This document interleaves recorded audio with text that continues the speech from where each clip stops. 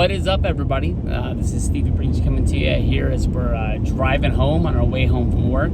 I basically saw that today was the anniversary of Chris Jericho's debut in WWE way back in the day. He was Y2J. 1999 was a crazy year in the year of professional wrestling.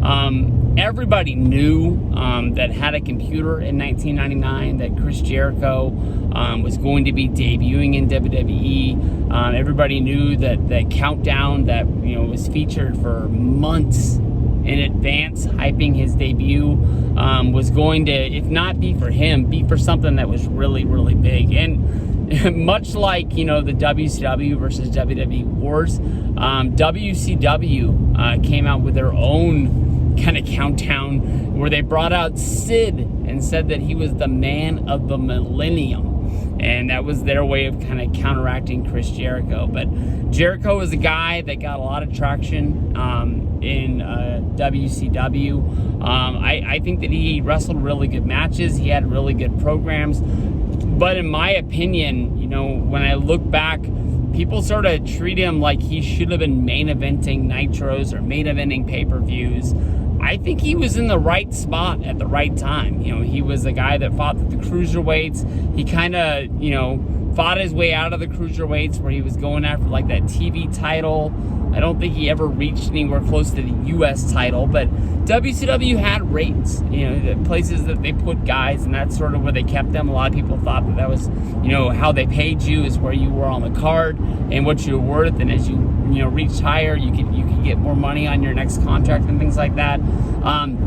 He definitely wasn't, a luchador anymore. He had a really good career there, and he was itching his way out of there. When Eric Bischoff saw the writing on the wall that, no matter what he said or, what he offered or anything like that, Jericho wasn't going to re-sign, they kind of froze him out. Almost like what they were doing with, it seemed like what they were doing with Jeff Hardy for a while, where you're under contract, you're still making money, they want to get their money out of you, so you still have to work towns. But, Jericho wasn't even wrestling on, like, the bottom-end WCW television shows. He was getting no television time. They didn't want him to find a way to get over on his dying days in WCW. They just basically had him jobbing matches on house shows week in and week out. I don't even know if he was still doing TVs. From reading his books, I don't even think if he was showing up. I think he was just booked on the house shows and going out there and wrestling matches on there. And that's how they figured they would let him end out his dates there.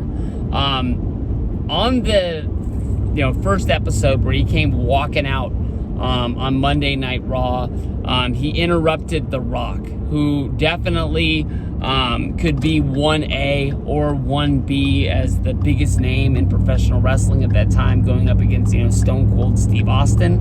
But, you go back and you watch that Jericho DVD, he talks about going through a deep kind of like depression. Maybe not depression, but, he just wasn't finding himself doing what he thought he was going to do. Everybody thought he was going to get to WWE, he was going to get that machine behind him, and he was just going to become the biggest name in professional wrestling. It took a long time to get that ball rolling for him, and he actually was thinking of asking for his release almost about a year later when they did that title turn on Raw, where he won the title from Triple H, but then Triple H brought out Earl Hebner, said the count was fast, gave the title back, kind of deal. So it really was rough ridings. But honestly, in my opinion, I look at that first night, they let him come in, they let him do a little back and forth with The Rock, where they let him get all his catchphrases, but at the same time, The Rock was hitting Jericho with all of his, and it kind of put him down a pedestal before it even got started. And then coming off of that, if you would have watched that first episode of Monday Night Raw with him having that promo with The Rock, you would be thinking, oh, the next pay-per-view, be Jericho versus The Rock. That's a really good way to get him started. Even if he loses the match, you're getting a lot of rub from working with The Rock, and it shows that he got a lot building to him. Nope, didn't do it. First program he worked was against the Road Dogg, Jesse James, a WWE Hall of Famer, but he's a Hall of Famer because he's a member of DX.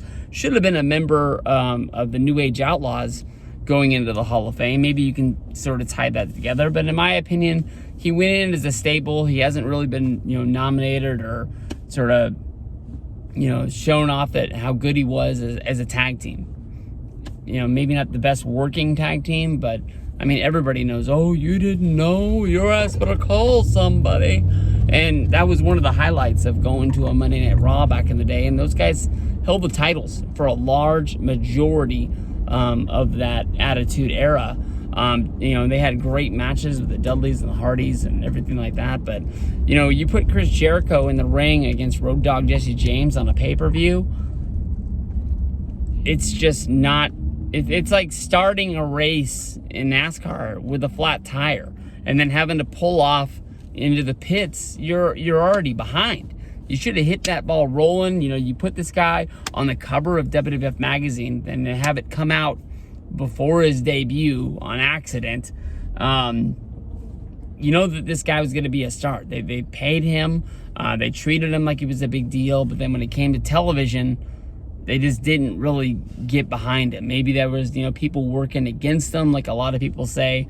Shawn Michaels held down The Rock early on in his career, or something like that. Maybe somebody was saying, like, hey, this guy's not ready, and put him through the ringer. But it took a while to get it going. Jericho's one of the biggest names there is in wrestling. But when I look back on that debut on Monday Night Raw, it was big. But honestly, in my opinion, when we look back on it, it should have been bigger. And they just didn't get that ball rolling down the road first.